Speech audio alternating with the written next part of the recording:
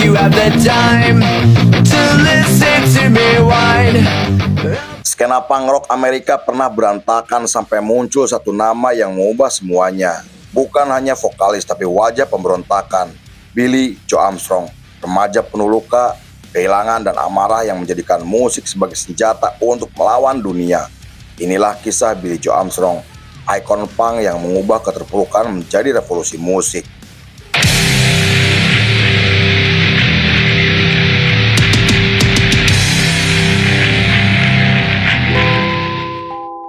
Billie Joe Armstrong atau yang lebih akrab disapa Billie Joe. Ia lahir 17 Februari 1972 di Oakland, California, Amerika dari pasangan Andrew Marcicano Armstrong dan Ollie Jackson. Ayahnya berprofesi sebagai supir truk sekaligus musisi jazz yang sangat berbakat, sedangkan ibunya bekerja sebagai pelayan restoran. Billie Joe adalah anak terakhir dari 5 bersaudara yang dibesarkan di lingkungan kelas pekerja. Masa kecilnya bisa dibilang cukup baik di mana orang tua dan kakaknya selalu mendukungnya dalam hal apapun. Billie mulai mengenal musik ketika berusia 5 tahun dan merilis lagu cover pertamanya yang direkam di studio milik teman ayahnya. Ia juga selalu menyaksikan penampilan ayahnya yang membuat hubungannya dengan sang ayah semakin dekat. Namun setelah ayahnya meninggal dunia akibat kanker pada tahun 1982, Billie Joe merasa sangat kehilangan yang ia gambarkan sebagai peristiwa paling menyedihkan di dalam hidupnya. Kematian sang ayah menimbulkan trauma mendalam dan menjadi momen paling menyedihkan sepanjang hidupnya.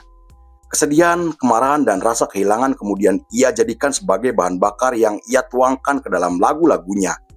Ia sampai menciptakan lagu khusus sebagai bentuk penghormatan untuk mengenang kematian ayahnya. Dan saat diwawancara, Billie Joe pernah mengatakan ketika ayahnya meninggal dunia, hidupnya benar-benar merasa hancur. Ia selalu menangis ketika melihat sang ibu yang harus bekerja dengan gaji yang tidak seberapa. Kemudian ketika masuk ke bangku SMP, ia bertemu McDarren yang kelak menjadi sahabat baiknya karena sama-sama menyukai musik. Mereka berdua mulai menciptakan instrumen musik dengan alat seadanya dan menciptakan lagu sederhana yang menceritakan tentang kehidupan pribadi. Kehilangan figur sang ayah membuat sikap Billie menjadi anak yang nakal di mana ia selalu membuat masalah di sekolahan. Billie kemudian mulai menyukai musik punk karena telah memberinya banyak ruang untuk mengekspresikan kemarahan, kebingungan, dan kebebasan. Baginya, punk bukan sekedar genre musik melainkan alat untuk melawan ketidakadilan, mengekspresikan diri sendiri, dan menyalurkan rasa frustasi. Ia sangat menyukai The Clash dan Dead Kennedys karena liriknya yang dianggap jujur dan apa adanya.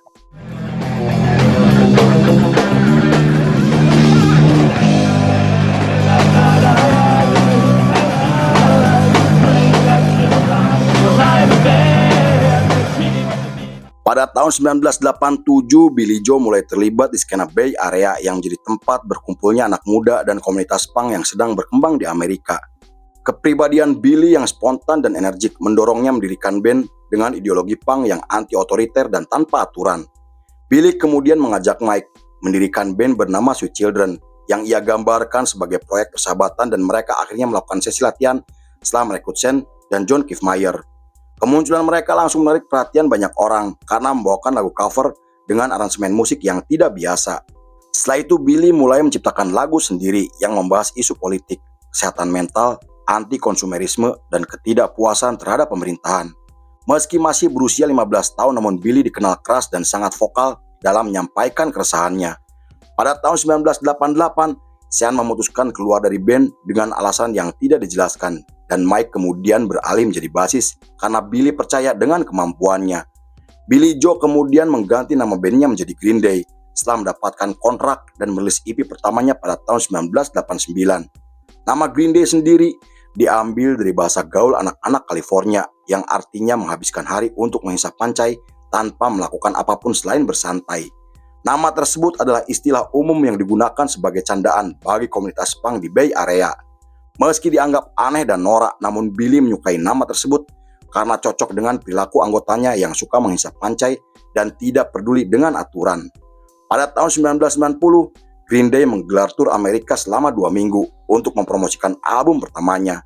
Dalam tur tersebut, Billie menunjukkan kualitasnya dengan menampilkan aksi panggung yang agresif seperti melompat dan berinteraksi dengan para penonton. Di sana ia juga bertemu dengan seorang wanita bernama Adrienne Nasser yang kelak menjadi istrinya. Namun setelah menggelar tur yang sangat melelahkan, John Kiffmeyer memutuskan keluar dari band karena ingin fokus dengan sekolahnya dan posisinya sebagai drummer digantikan oleh Tricul atas rekomendasi dari teman-temannya.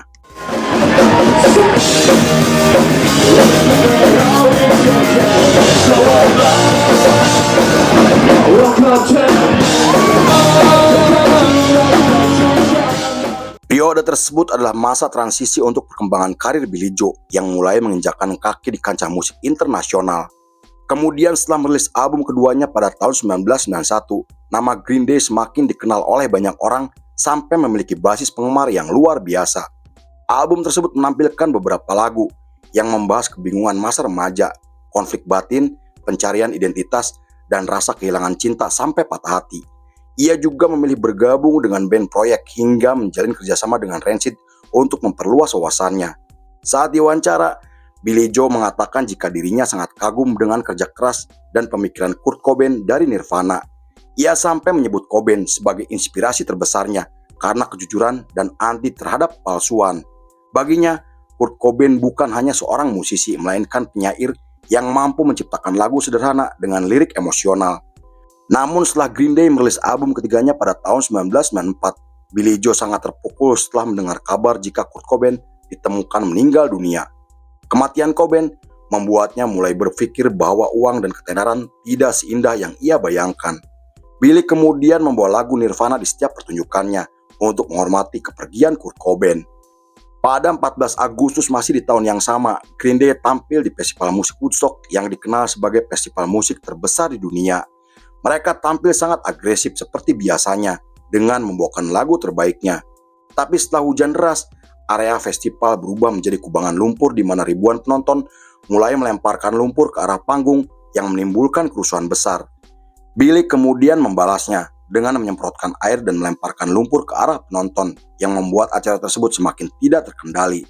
Meski begitu, Billie dan teman-temannya tetap melanjutkan pertunjukan dengan wajah dan tubuh yang dipenuhi dengan lumpur. Para jurnalis sampai menggambarkan penampilan Green Day saat itu sebagai momen paling ikonik dalam sejarah musik.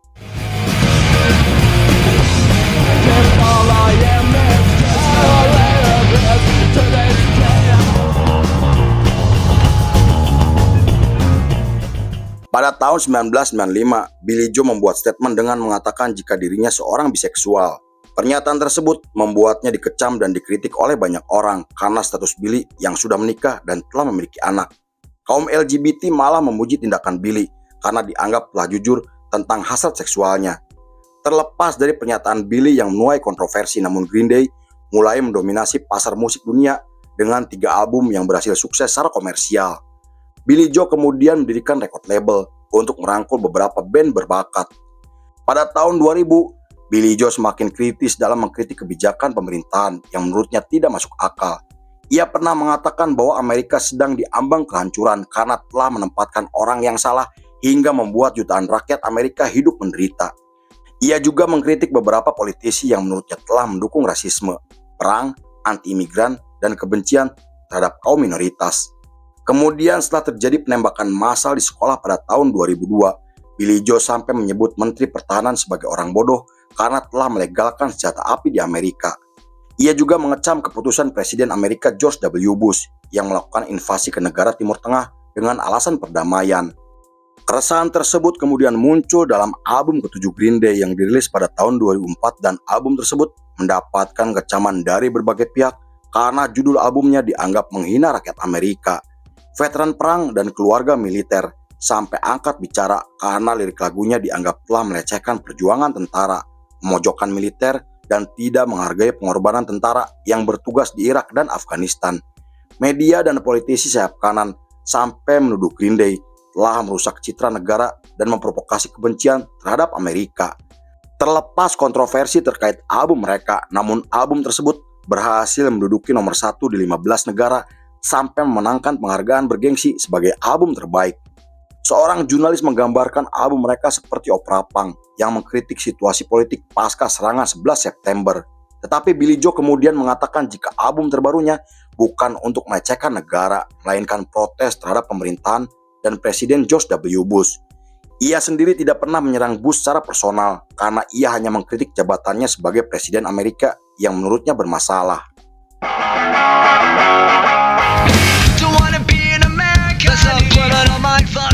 Television Pada tahun 2005, Green Day menggelar pertunjukan amal untuk disumbangkan kepada korban badai Katrina. Billie Joe juga menyumbangkan uang pribadinya ke beberapa yayasan panti asuhan yang saat itu sedang kekurangan finansial. Saat diwawancara, Billie Joe mengatakan jika sumbangan yang ia berikan adalah bentuk tanggung jawab sebagai umat manusia karena ia pernah berada di titik rendah dan diselamatkan oleh bantuan orang lain. Ia juga mengatakan pernah hidup dengan kondisi yang serba kekurangan hingga membentuk karakternya menjadi orang yang tabah, rendah hati, dan suka menolong. Pada tahun 2009, mereka merilis album ke-8-nya yang membuat Green Day dikenal hingga ke seluruh dunia. Tak hanya itu, Green Day semakin mendominasi industri musik dunia dengan merilis 3 album pada tahun 2012. Album tersebut dirancang sebagai eksperimen energi yang menunjukkan sisi lain dari kepribadian para anggotanya dan evolusi dari musik Green Day. Album tersebut juga menampilkan siklus emosional yang menceritakan kehidupan Billie Joe yang kelam dan menyedihkan. Pada bulan September masih di tahun yang sama, Green Day menggelar pertunjukan di festival musik tahunan yang digelar di Las Vegas. Dalam pertunjukan tersebut, Billie Joe tersinggung karena pihak penyelenggara memotong waktu dan Billie yang marah kemudian berteriak, membanting gitar, mendorong stand mic, dan meninggalkan panggung dengan mengacungkan jari tengah. Kejadian tersebut kemudian viral di media sosial, dibahas media internasional dan sebagian penggemarnya memuji tindakan Billie Joe yang mereka gambarkan sebagai sikap anti korporat yang otentik. Pada tahun 2014, Billie Joe muncul dalam film drama untuk memerankan karakter bernama Dennis. Keberhasilan film tersebut membuat Billie Joe semakin yakin untuk terjun ke dunia akting dan dengan nama besar juga bakat aktingnya, Billie Joe kemudian terpilih sebagai peran utama dalam film drama komedi yang dirilis pada tahun 2016. Green Day juga merilis album terbarunya yang menjadi album paling ditunggu-tunggu oleh banyak orang. Morning, Dad. Perry, my parents. All right, let's go insane. And I don't need a coaster. Prosecute you. You've really changed. Pada tahun 2017, Green Day dijadwalkan akan tampil di festival musik tahunan yang dihadiri oleh lebih dari 100.000 penonton. Namun sebelum Green Day naik ke atas panggung, seorang akrobatik bernama Pedro jatuh dari ketinggian sampai meninggal dunia. Green Day yang tidak tahu insiden tersebut terus melanjutkan pertunjukannya yang membuat mereka dikecam karena dianggap tidak memiliki empati. Mengetahui hal itu, Billie Joe akhirnya angkat bicara dengan mengatakan jika ia dan teman-temannya tidak mengetahui insiden yang terjadi. Pada tahun 2018, Billie Joe kembali mendirikan band proyek bersama teman-temannya dan menggelar tur setelah merilis album pertamanya. Ia juga semakin aktif dalam kegiatan amal untuk menunjukkan jika di balik lapisan kebisingan dan kemarahan punk ada kepedulian yang tulus untuk membantu orang yang sedang kesulitan. Bagi Billie Joe, aksi yang ia lakukan bukan demi pencitraan, tapi tentang perbuatan baik dan saling menolong sesuai dengan keyakinan. Bahkan ketika Green Day merilis album ke-13-nya pada tahun 2020, Billie Joe menyumbangkan sebagian keuntungannya untuk membantu masyarakat Afrika yang kekurangan air dan kelaparan. Hal itu sangat membuktikan jika Billie Joe memiliki sisi humanis yang jarang ia tunjukkan di hadapan media. Pada tahun 2024, setelah Green Day merilis album ke-14-nya yang terjual sebanyak 5 juta kopi, Billie mengkritik Donald Trump karena kebijakannya. Ia sampai menjuluki Trump sebagai fasis, boneka Illuminati, dan membandingkannya dengan Hitler. Ia juga menyebut pendukung Trump seperti orang bodoh yang tidak berpendidikan karena memilih Trump sebagai presiden Amerika. Hal itu karena Trump dikenal dengan statementnya yang kontroversi dan selalu menyinggung isu sensitif. Trump juga secara terbuka mendukung Israel yang jelas telah melakukan genosida dan aksi mengerikan terhadap rakyat Palestina. Pada tahun 2025, Billie Joe mengecam tindakan Israel setelah menyerang jalur Gaza yang menimbulkan ratusan korban jiwa.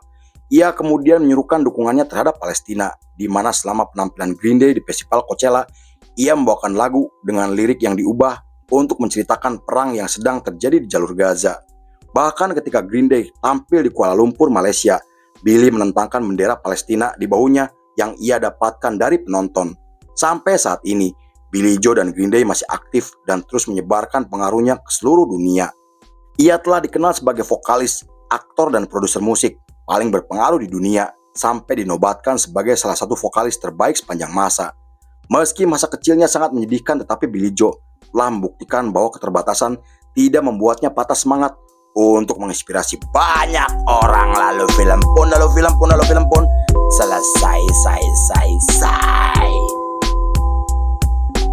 Kadang dunia memberitahu siapa kita, tapi musik dan hati kita selalu lebih jujur daripada semua suara yang ada di luar sana. Billy Joe Armstrong. Yuhu!